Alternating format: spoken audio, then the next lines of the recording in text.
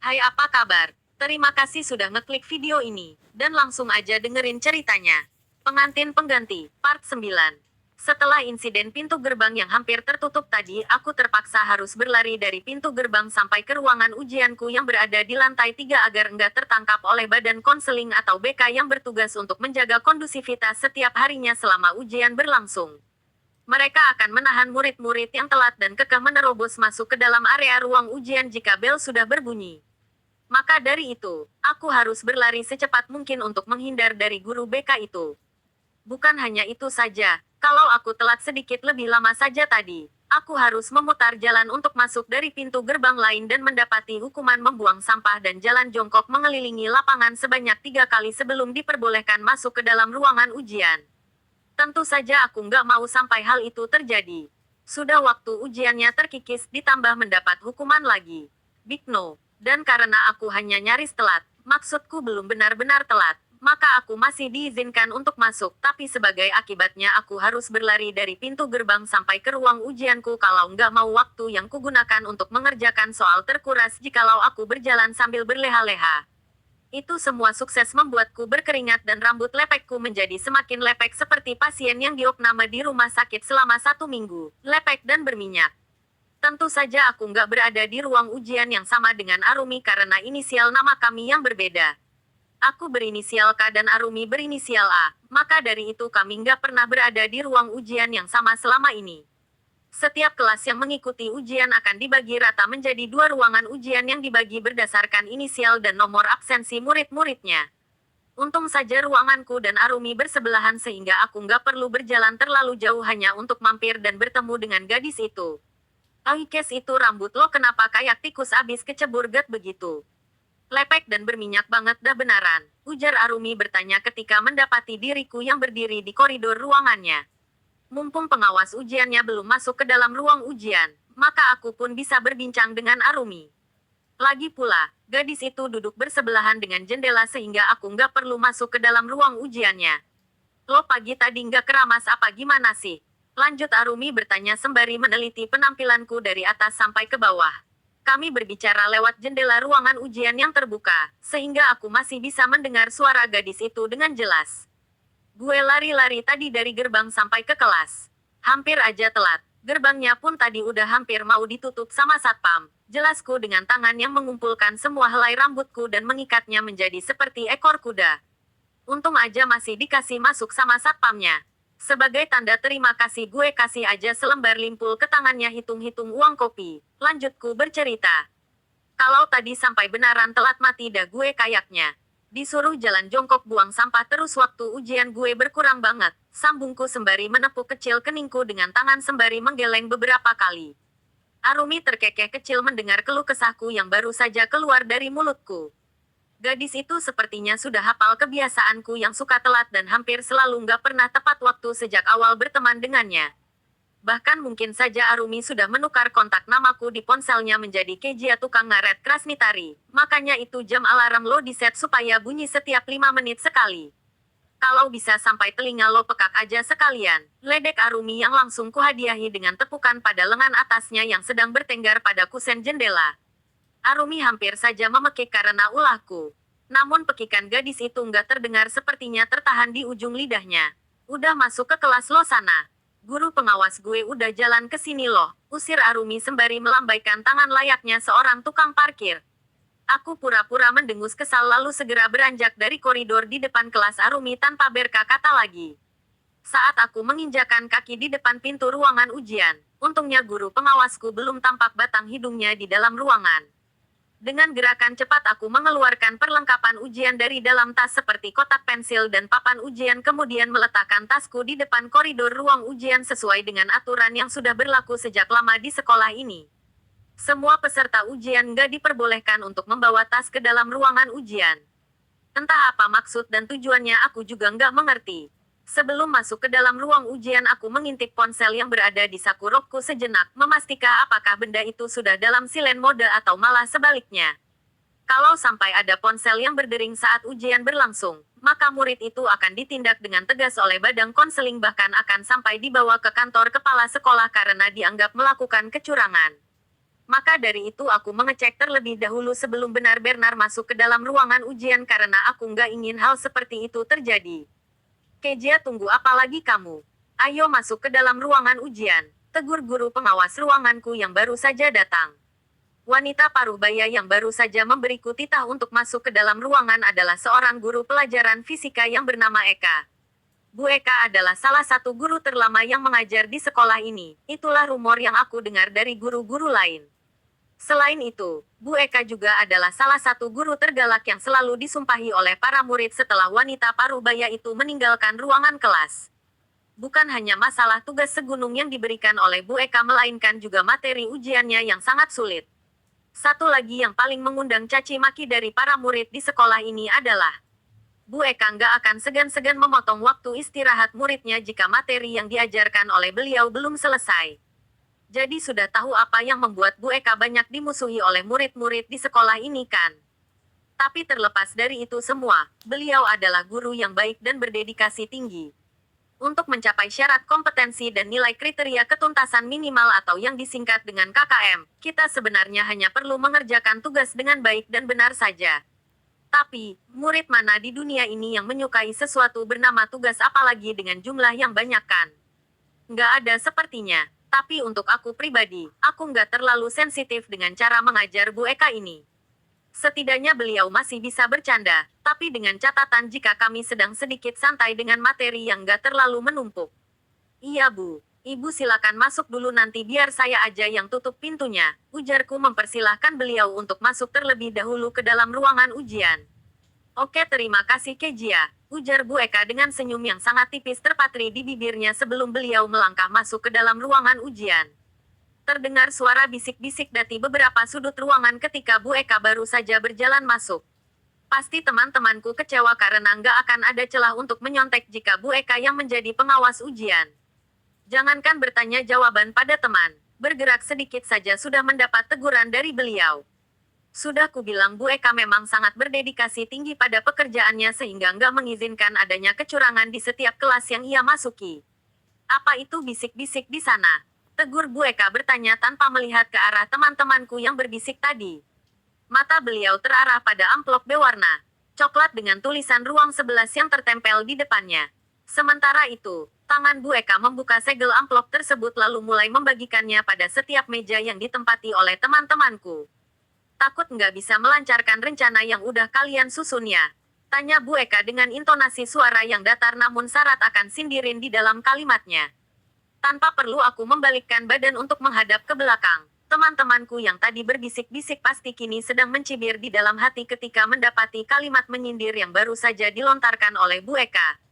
Isi dulu biodata kalian di lembar jawaban yang saya bagikan. Titah Bu Eka setelah selesai membagikan lembar jawaban kosong pada semua murid yang ada di ruangan ini. Lembar soalnya nanti saya bagi kalau udah ada bunyi lonceng aba-aba. Lanjut beliau lalu duduk di kursi yang berhadapan dengan meja guru. Setiap pekan ujian meja dan kursi untuk guru yang biasanya terletak di sudut ruangan yang sejajar dengan pintu masuk selalu dipindahkan ke tengah ruangan. Meskipun masih tetap sejajar dengan pintu masuk, tapi tentu saja jarak pandangan guru pengawas semakin luas karena perpindahan tersebut. Itu artinya lebih sulit bagi murid-murid untuk bergerak dan mendapatkan jawaban dari teman-teman mereka. Saat tanganku baru saja selesai membulatkan bagian terakhir dari lembar jawaban kosong yang ada di hadapanku, terdengar bunyi bel dari arah lapangan sekolah. Meskipun bel itu dibunyikan secara manual oleh satpam sekolah tetapi suaranya masih terdengar jelas sampai ke lantai 3 sekalipun. Bu Eka mulai membagikan lembar soal setelah membuka amplop coklat lain yang berada di atas meja guru. Setelah beliau selesai membagikan kertas daur ulang yang berisi 30 butir soal matematika itu, Bu Eka kembali duduk di tempatnya semula. Waktu kalian 100 menit mulai dari sekarang. Ingat jangan ada yang menyontek. Pesan Bu Eka sembari meneliti seisi ruangan ini dengan kedua matanya. Jawab sebaik mungkin karena ini adalah ujian akhir kalian, lanjut beliau dengan nada tegas. Setelah itu Bu Eka berkutat dengan lembaran-lembaran kertas yang kuyakini adalah hasil ujian harian milik adik kelas kami. Baik Bu, balas seisi ruangan termasuk juga denganku. Setelah berkata demikian, suasana di dalam ruangan ujian kembali hening. Bahkan kalau jarum jatuh pun sepertinya akan terdengar saking sunyi dan senyapnya ruangan ini. Aku sudah bergidik di dalam hati terlebih dahulu ketika membaca soal nomor 1. Mataku mulai menyusuri satu persatu soal yang tercetak di kertas daur ulang yang berada di atas meja. Proyeksi dimensi 3 vektor limit dan turunan fungsi trigonometri. Apa nggak ada soal yang lebih sulit lak ya? Ujarku bertanya di dalam hati setelah menghela napas lelah. Saat aku meneliti sekeliling ruangan, berbagai ekspresi wajah dari teman-teman dapat tertangkap oleh indera penglihatanku. Ada yang frustasi, ada yang mengurut pelipis. Tapi ada juga yang mengerjakan dengan santai seperti anak TK yang sedang ujian menulis abjad. Kertas absensi nanti dioper ke masing-masing meja teman kalian dan diisi dengan pulpen. Ingat pulpennya, bukan pensil, ujar Bu Eka tiba-tiba. Anak-anak sekarang susah sekali diingatkan kadang, lanjut beliau mengeluh. Meskipun hanya gumaman kecil namun suara wanita paruh baya itu masih dapat terdengar oleh murid-murid di ruangan ini. Saat aku baru saja mengerjakan soal nomor 4, sebuah kertas yang berisi nama-nama peserta ujian sudah diletakkan di atas mejaku. Kertas itu dioper oleh temanku yang mejanya berada tepat di sebelah mejaku. Setelah menandatangani salah satu kolom yang ada di kertas tersebut, aku segera mengopernya ke temanku yang lain kemudian lanjut mengerjakan soalku yang sempat tertunda tadi. Akhirnya dengan sisa ingatan tentang rumus-rumus yang masih menyangkut di dalam otakku, aku mampu menyelesaikan 30 butir soal itu di dalam waktu 100 menit, dengan kata lain 1 jam 40 menit. Waktunya udah habis. Ayo kumpulkan kertas soal dan kertas jawaban kalian. Sesuai dengan nomor urut ya, titah Bu Eka sembari menunjuk pada meja yang ada di hadapannya sebagai tempat murid-murid untuk meletakkan lembar soal dan jawaban. Setelah meletakkan 2 lembar kertas yang ada di tanganku untuk bergabung dengan kertas-kertas temanku yang lain, aku segera keluar dari ruang ujian. Memang seperti itu peraturannya, setiap orang yang sudah mengumpulkan kertas mereka diwajibkan untuk langsung keluar dari ruangan agar nggak ada indikasi menyontek bagi yang belum mengumpul kertas mereka. Aku meraih tasku dari atas koridor kemudian memasukkan barang-barangku ke dalam tas tersebut. Kakiku kemudian melangkah menuju ruangan Arumi. Hanya butuh kurang dari 10 langkah untuk mencapai ruang ujian gadis itu. Gimana ujian lo? Bisa? Tanya Arumi ketika aku menghampiri gadis itu di depan koridor ruang ujiannya. Biasa aja, lupa-lupa ingat rumusnya. Entah benar nggak pun rumus yang gue pakai, jawabku acuh. Alah sok-sokan merendah. Paling nanti kalau hasilnya udah keluar nilai lo di atas 80-an juga, celutuk Arumi. By the way, gue hampir lupa interogasi lo masalah kemarin malam, lanjut Arumi. Kok aneh banget om lo tiba-tiba bisa seret lo pulang sih? Lagian sejak kapan juga lo punya om? Seingat gue, lo bilang kalau emak lo anak tunggal dan saudara bapak lo udah meninggal. Jadi ini om dari mana? Hayo Kejia ini om apa? Om, jangan-jangan om ketemu gede ya? Aku memutar bola mata dengan kesal karena ucapan Arumi. Sebenarnya aku nggak benar-benar kesal dengan ucapannya, tapi aku kesal melihat ekspresi wajahnya yang seakan-akan sedang menggoda sekaligus meledekku. Di samping itu aku juga sedang nggak ingin membahas mengenai perihal om gadungan yang kumaksud. Siapa lagi kalau bukan Mas Nino yang menyebalkan itu? Tapi apa daya karena Arumi sudah bertanya dan penasaran, aku terpaksa harus menjawabnya bukan. Lagi pula otakku yang baru bekerja layaknya sebuah mesin ini perlu diistirahatkan karena baru saja mengerjakan 30 butir soal yang membuat pelipisku berdenyut. Jadi kuputuskan untuk mengarang jawaban seadanya untuk menjawab pertanyaan yang dilontarkan oleh Arumi. Om gue beneran Arumi. Lo kepo banget sih jadi manusia, balasku dengan ekspresi wajah yang menampilkan raut geli karena ekspresi Arumi sebelumnya. Kalau masalah dia jemput gue kemarin malam gue juga nggak tahu. Tiba-tiba banget, bahkan dia nggak bilang apa-apa dulu memang suka nggak jelas itu orang. Jawabku sembari membayangkan wajah Mas Nino yang selalu tampak menyebalkan di dalam benakku. Gila saja kalau aku mengakui status Mas Nino pada Arumi. Bisa-bisa gadis itu pingsan dengan mata yang melotot terbuka seperti ikan yang tertidur saking terkejutnya. Belum sempat Arumi membalas ucapanku, aku sudah lebih dulu menyelanya. Abis ini lo langsung pulang? Tanyaku pada Arumi sembari berusaha mengalihkan topik pembicaraan agar gadis itu lupa dengan bahasan om gadungan, yang baru saja ia ungkit. Iyalah, emangnya lo mau kelayapan kemana lagi mbak? Balas Arumi bertanya. Aku menghela napas lega di dalam hati karena gadis itu nggak lagi mengungkit masalah kemarin malam. Jalan yuk, ngemol gitu. Udah kebakar kayaknya mesin otak gue gara-gara ujian matematika tadi, keluhku sembari menyampirkan tali tas pada kedua pundakku. Arumi berdecak sambil menarik ujung rambutku dengan gemas. Enak aja, diam nggak mulut lo itu. Ancam Arumi dengan jari telunjuk yang mengarah pada wajahku. Lo kalau ngomong suka kayak kentut, ya. Iya sekarang bilangnya nggak bisa, nanti pas nilainya keluar nilai lo yang paling tinggi. Dasar minta digampar memang anak ini, lanjut Arumi mencibir. Kalimat gadis itu mau nggak mau mengundang tawa terbahak untuk menyembur dari mulutku. Benaran deh, kali ini gue nggak terlalu bisa pisan. Mana gue juga lupa belajar, alias nggak belajar sama sekali, ujarku menjelaskan. Ah males kalau ngomong sama orang sok merendah begini, balas Arumi yang sudah bersiap-siap untuk beranjak dari hadapanku. Jadi jalan nggak ini? Tapi tadi katanya mau ke mall. Arumi lanjut bertanya dengan pandangan yang berbalik ke belakang. Gadis itu menatapku dengan sebelah alis yang terangkat ketika menemukan diriku yang masih berdiri di tempat tanpa bergerak sedikit pun. Jadi dong. Ya udah buruan. Mau tunggu apa lagi? Sampai ayam beranak mbak, tanya Arumi dengan nada sarkastisnya. Aku memberikan sebuah cengiran dan membentuk tanda V dengan jari telunjuk dan jari tengahku lalu mengekori Arumi sebelum gadis itu benar-benar mengamuk dan membatalkan niatnya untuk menemaniku melakukan acara mencuci mata di mal. Baru satu langkah aku dan Arumi melangkah, dua orang lelaki yang sosoknya sangat kukenali sudah menghadang jalan kami sehingga mau nggak mau aku dan Arumi pun berhenti dan berhadapan dua lelaki itu. Haris, Yoga, ngapain kalian berdiri di depan kami? Tanya Arumi sambil menatap dua lelaki yang dipanggil Haris dan Yoga itu. Kalian abis ini mau kemana? Tanya Haris tanpa menjawab pertanyaan Arumi. Gue sama Kejia mau nge-mall, jawab Arumi.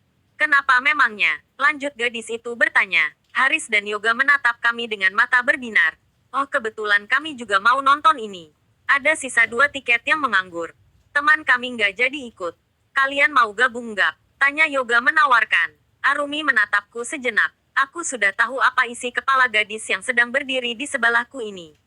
Arumi ini kalau sudah mendengar yang gratisan, pasti matanya langsung berubah menjadi warna hijau dengan gambar-gambar lembaran uang dolar. Dasar, Arumi menyikut kecil lenganku dengan sikunya.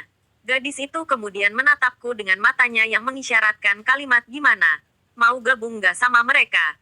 Aku mengendikkan kedua pundak sebagai jawaban atas pertanyaan Arumi yang gak dia suarakan.